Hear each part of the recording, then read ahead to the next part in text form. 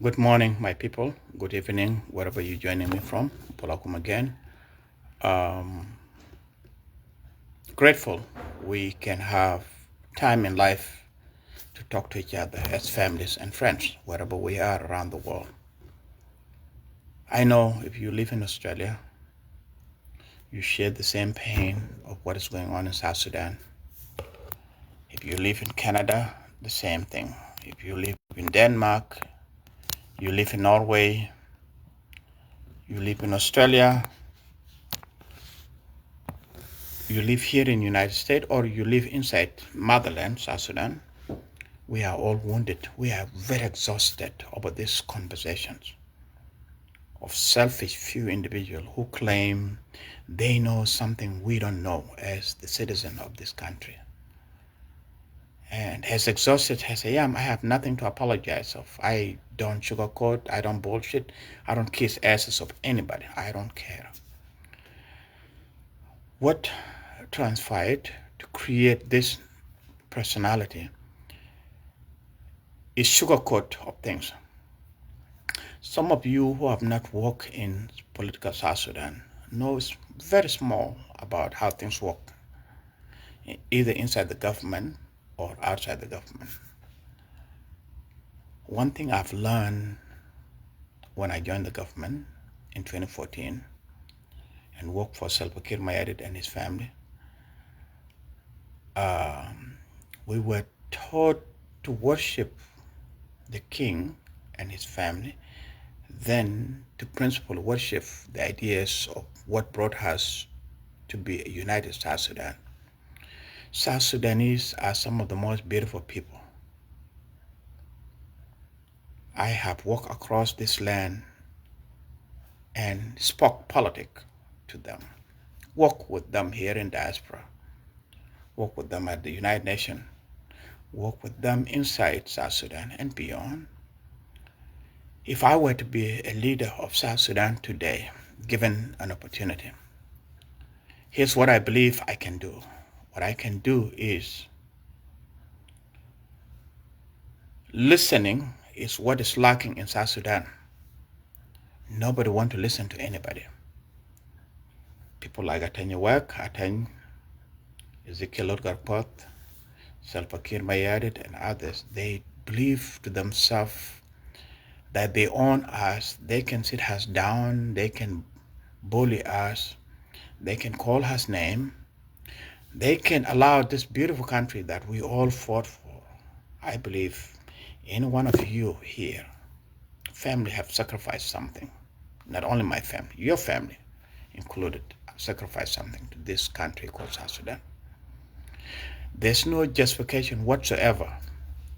Anyone in J1, beginning with Salva Kiir Mayardit, to Atanya Wagatany, to Ezekiel Urgakwat, that can sit me down and believe that I have misunderstood. There's nothing I have misunderstood. Here's what happened. We fought together as a group of liberators. Nuer, Dinka, Equatorian, whatever, all about 64 tribe. We contributed immense sacrifice to liberate our country. At the end of liberation struggle, of course, independence comes, and of course, there will always be one person who is going to be a president. It didn't matter if it was Salva Kiir Mayardit, if it was anybody.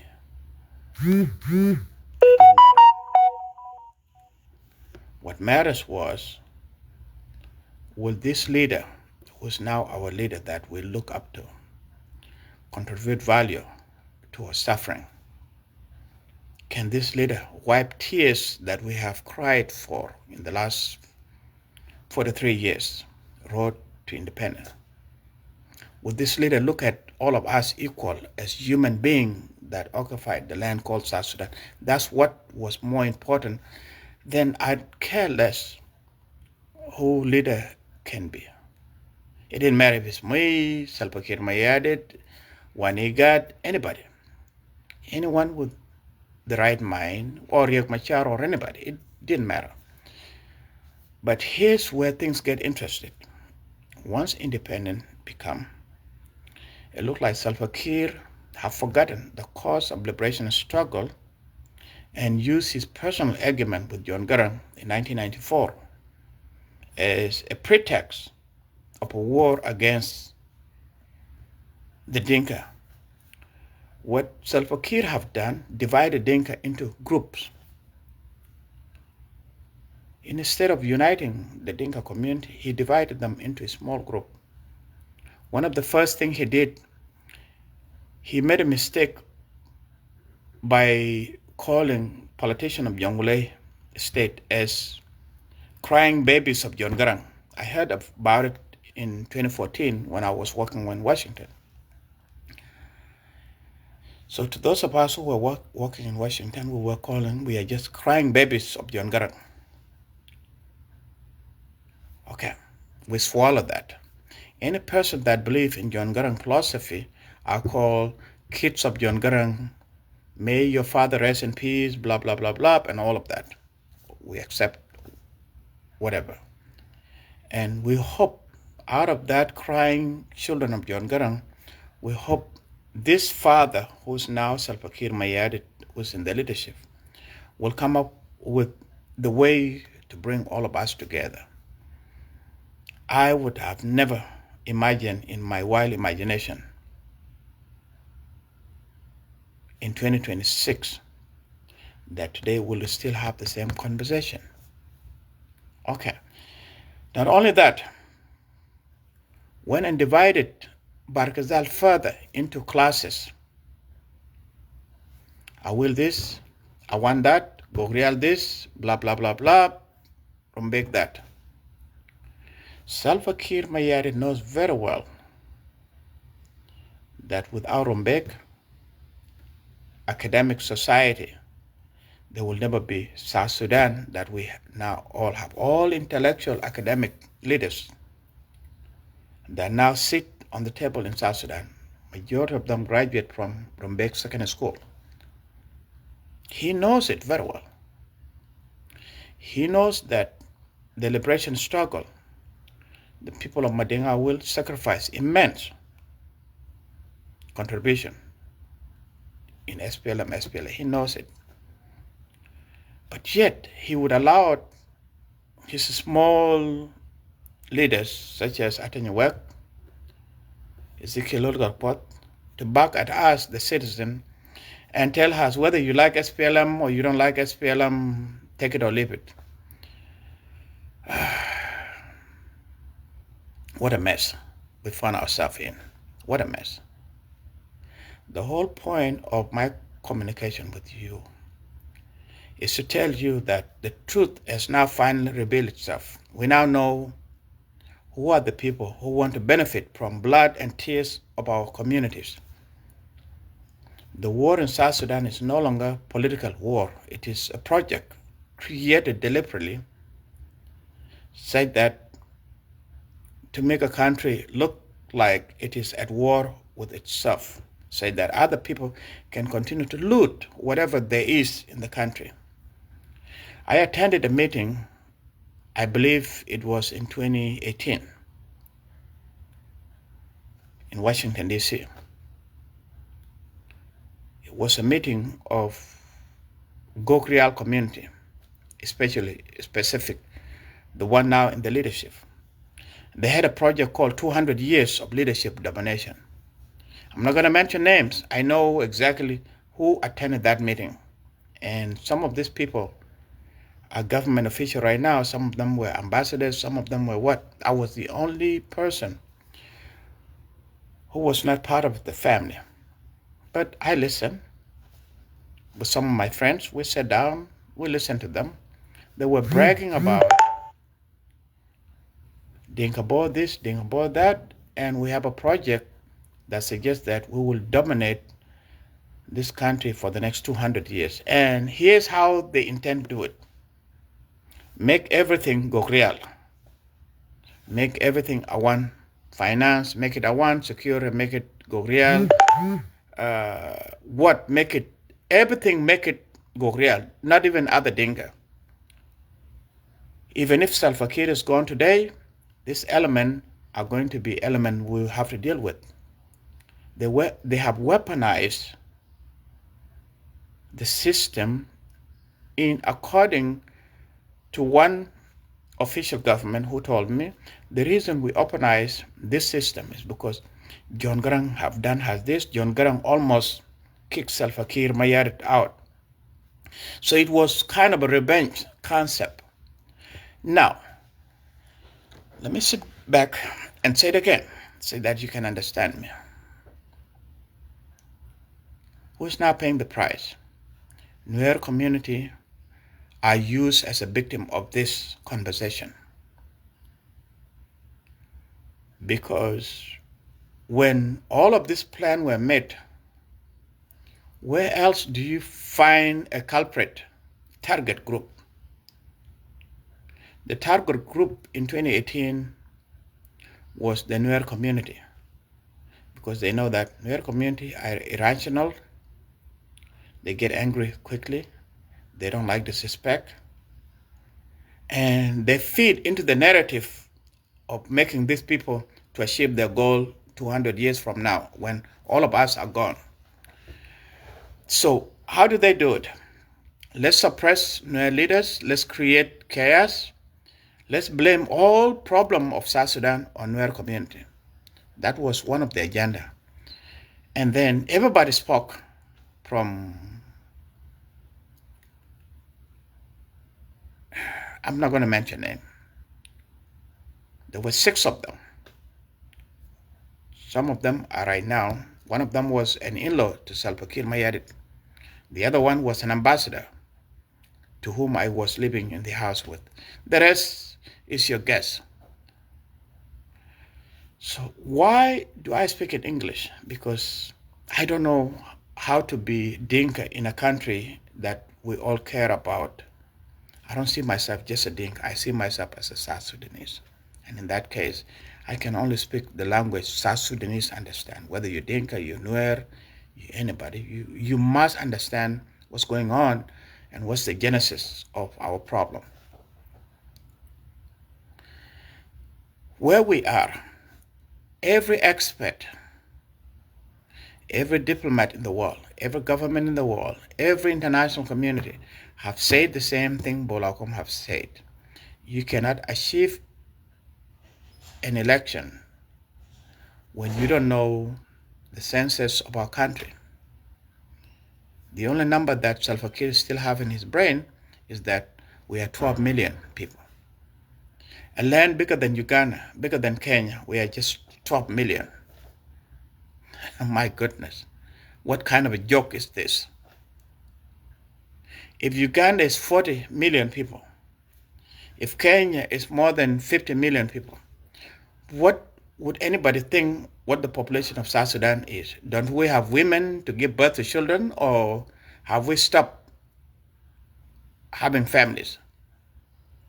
So the truth is, the very people who created the narrative that South Sudan is an empty land, we're just 12 million people, then if 12 million of us are actually the population that make up South Sudan, then Juba would be a good place to live instead of living in countryside or do anything else. Because Juba is almost equal to what? Washington, D.C., where I used to live. The population of Washington, D.C. is about 13 to 18 million people. Just imagine Washington, D.C. alone has that a lot of people. And you're told the whole entire country of South Sudan is only 12 million. That argument, you decide what you want to do with it. The state of New York has more than 24 million people, just New York alone. The whole United States has more than 342 million people. So make your own judgment and believe the conspiracy. The people who are preaching election, those including my brother, Ezekiel Garquat, they are preaching election because their mandate obligation as a government has come to an end. And they want to have what you call legitimacy. They want the world to respect them again and the world to do business. So to them, it is just a business. It's not even about common sense ideological concept. It's about, let's fool everybody in the world. We had election. It doesn't matter if election was held by Salva Kiir and his family. As long he can come up tomorrow and say, I had won. What did you want? Salva Kiir knows he can never be elected by any South Sudanese. Whether in Equatoria, he can never be elected as a president. Whether in Jonglei, he can never be elected as a president. Whether in Awil, he can never. Maybe his family and his wife and children will be the one to elect him as a president. When I speak like this, I become what? A rebel, a Nyagat, or an outcast, or a state enemy. So if I arrive at Juba International tomorrow to visit with my family, I will have a banded head for arrest warrant because I told the truth that nobody wants to hear. Now, let me speak to you, the people of South Sudan, wherever you are. I reviewed a video 2 days ago of Hassan Trabi before he died. May God rest his soul in peace. He was asked by Al Jazeera about what does he think about the future of South Sudan, or what do you think about the future of Sudan in general. This is what he said. He said, South Sudan will never have a future as long as you have the Dinka community, because Dinka community, they tend to believe that they are entitled to power. And no matter who wants to say anything else, that person will be crushed. And as a result of Dinka dominating the power, South Sudan would disintegrate, and they will blame Khartoum about it. Then he was asked about Khartoum. He said, Omar al-Bashir days are numbered. It's just a matter of time. Sudan will collapse into small different countries in the future. I'll find a video and I'll share it with you so that you can see where we're heading.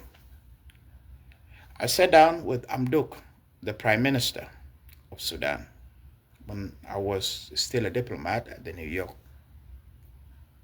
I gave him a hug, my famous picture with him. Come to realize, Amduk still believes in solidarity to all South Sudanese. In Amduk perception politics, he still believes that we are Sudanese in two different homes, in the south and in the north, but we're still Sudanese together.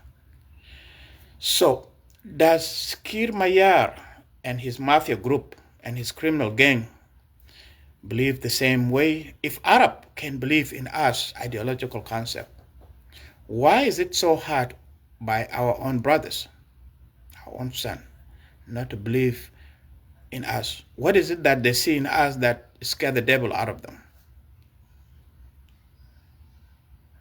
I walk over here, I walk my butt through referendum, through road to independence. A few days ago, I had a phone call from my friend, Ezekiel Garquat.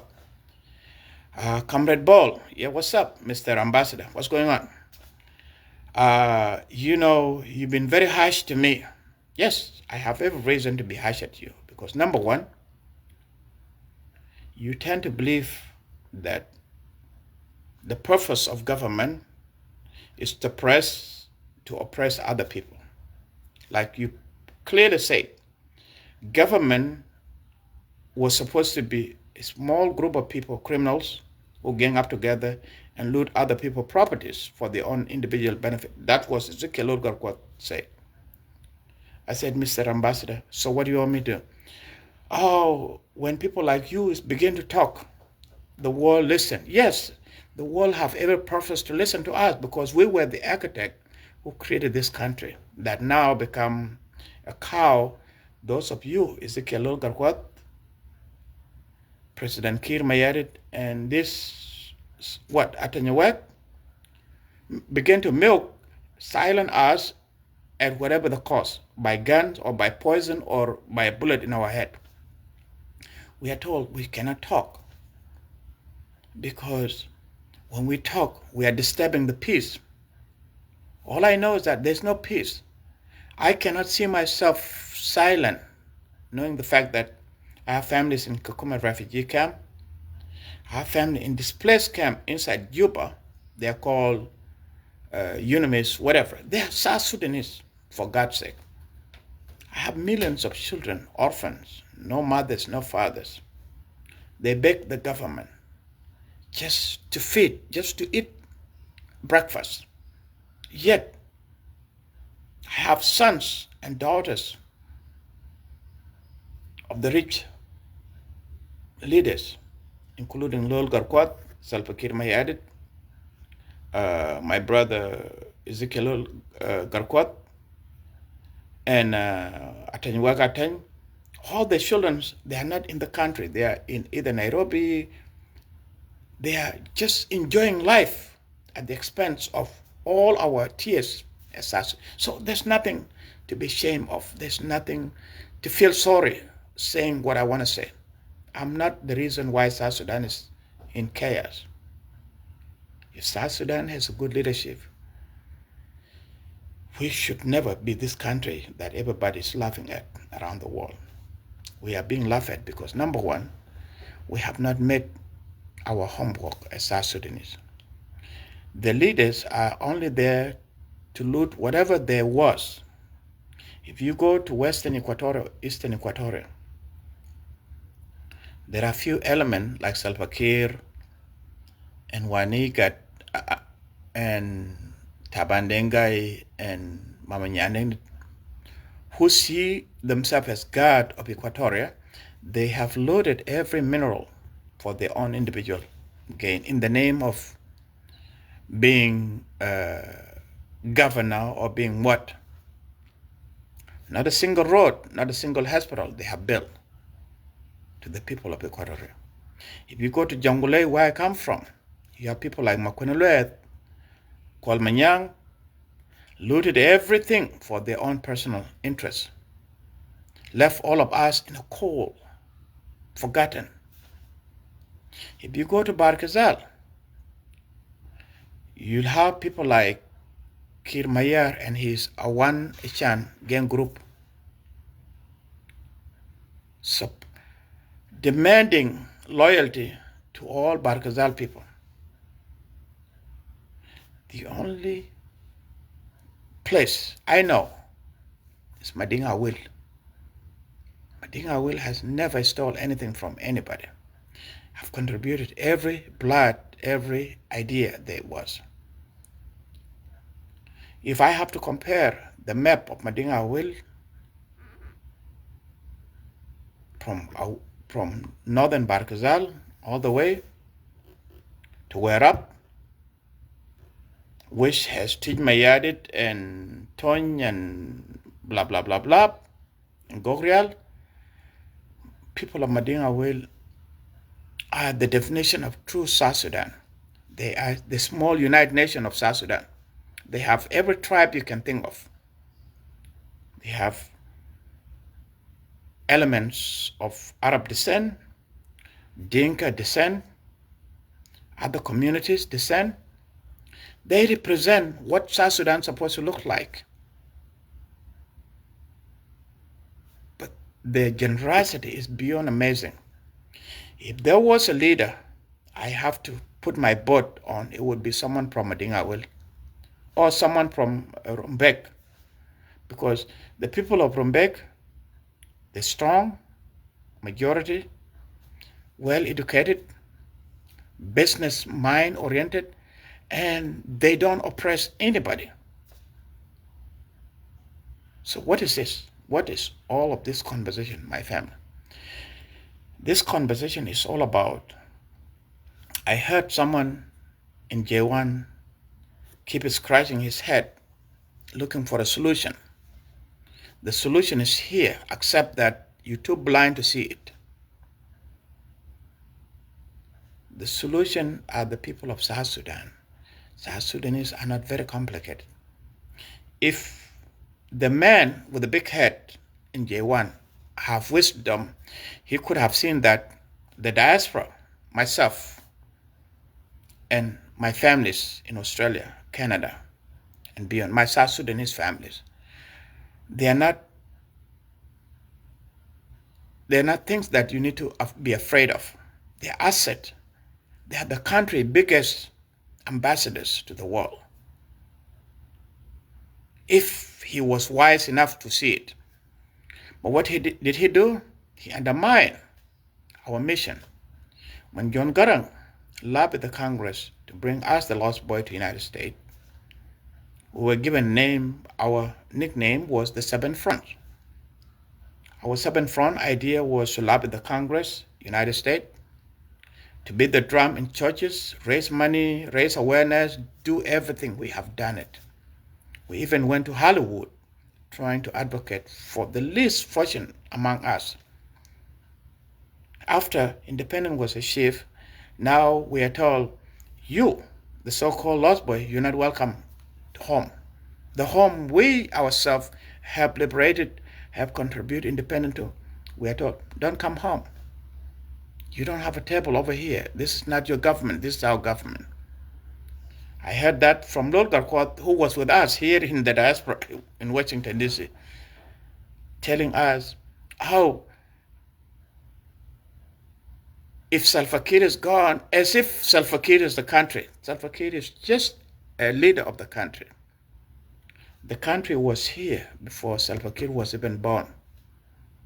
And the country will be here after Salva Kiir died. The country will still be here when myself is dead. It would still be here. So why mistreat each other? Why suppress ourselves? Why make ourselves a laughing joke in the world? What is it that we have not done? How much contribution do we need to do? And to you people of Barkazal who believe this is your government, this is not your government. It's the government of South Sudan, not the government of Barkazal. You are as South Sudanese as Equatorians are. You are as South Sudanese as people from Jonglei are. You are as South Sudanese as people from Akoba are. You are as South Sudanese as people from Bantu are. You are as South Sudanese as people from Pibor are, or people from Abiy. So don't kid yourself. Don't be misled with a big head with nothing to believe that you're entitled. You are not entitled to anything. This liberation struggle was not only fought by Barkazal, it was fought by all of us, the indigenous South Sudanese. Every child has paid a price. Every mother has cried in Sudan. The road to independence was not only the road by Barkazal themselves, it was all of us. It was contributed by blood and tears and immense suffering, with the hope that we, your leaders, once we become independent, we can give you peace, you, our people. We can build you hospital, we can build you road, we can educate your children, we can make you proud to wear the flag of South Sudan, very proud, and walk around the world tall with dignity and respect. That's what the purpose was. So if there's someone from Barkazal that believes this is our government, you're either blind in your head or you're absolutely stupid. You don't know what the country is all about. The country has never been one man. It has always been collective of all of us.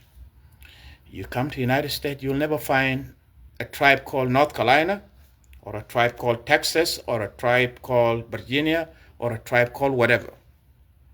You'll always find a country called United States. If you go to London, you will never find a person called London. You'll only find United Kingdom. United Kingdom, for your information, those of you who don't know it, It's not only made of one country. It's actually 4 different countries that make up the country. Look at the map of the United Kingdom, and the small British made it possible to dominate Australia, Denmark, Canada, and elsewhere. They still have influence. So if there's someone from Bahr el-Ghazal who believes that this is their country, what about the rest of us? Where do we go? Where's our country?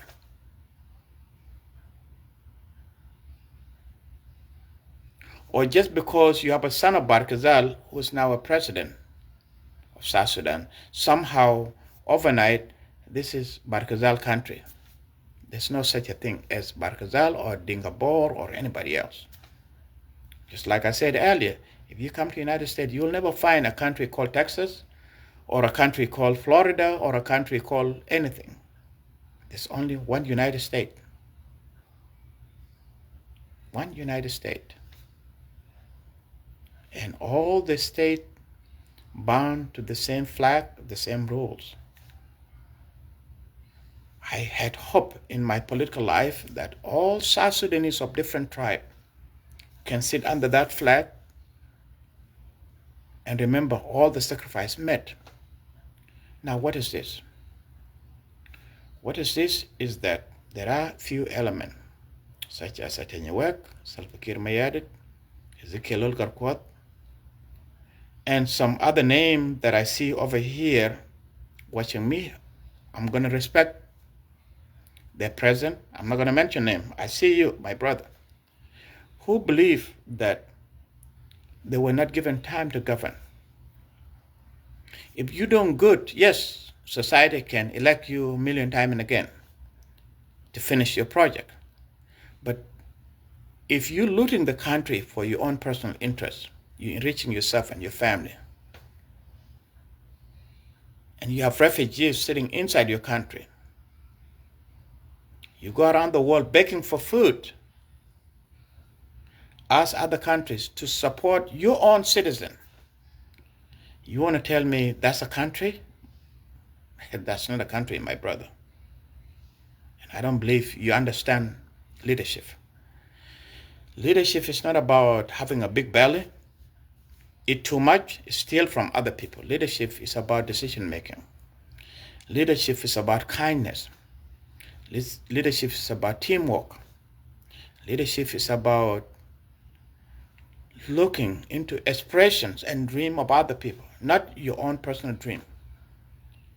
But in South Sudan, leadership is all about what goes into my stomach. Who cares when your pocket begin to become empty? You create chaos. You create chaos. You create war. You make people fight against the other side that you can just milk people suffering. That's exactly what happened in South Sudan. A country bigger than Rwanda, bigger than Uganda, bigger than Kenya, should never suffer. A country with thousands of PhDs, academic scholars, should never suffer. A country with million diaspora, including myself, should never suffer. If there's anybody who want to learn a lesson, you could have looked into Ethiopia, who benefit from their own diaspora connection. You could have looked into other countries like Kenya. You could have looked into Burkina Faso with their diaspora-based communities. So don't tell me I don't know what I'm talking about. I definitely know what I'm talking about. Except greed has poisoned and blinded our leaders' eyes to the point that they get spooked when we speak on social media. They get spooked. Oh, so-and-so want to hijack. I don't really need leadership, honestly. If I have to look at my boss, Salva Kiir, eyes today and say, Bolakum, go ahead, take the country. I don't even want this leadership.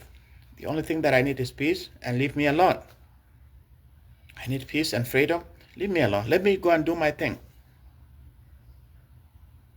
You can steal whatever you want to steal, Just give me peace. That's what every South Sudanese from Western Equatoria, Eastern Equatoria, Upper Nile, Barakazal, Abyei are asking. They just want peace and security. They don't need your money. They just need respect.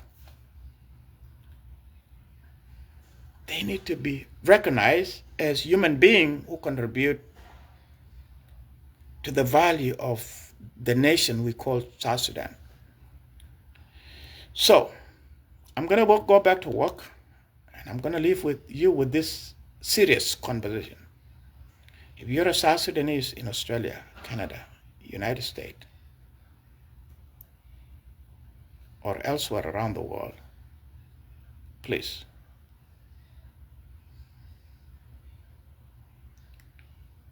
don't be silent. We are a wounded family. We're a big giant family scattered around the world. Our only connection is the flag and the people and the country we all love. Other than that, everybody has their own problem. I have my own issues. You have your own issues. Everybody have their own problem. But the only biggest problem is the country we love. We cannot allow this nightmare to keep continue. Laugh about it and call it, oh, God will bring another leader in the future. We don't have time to bring another leader in the future. We are the leaders of this country now.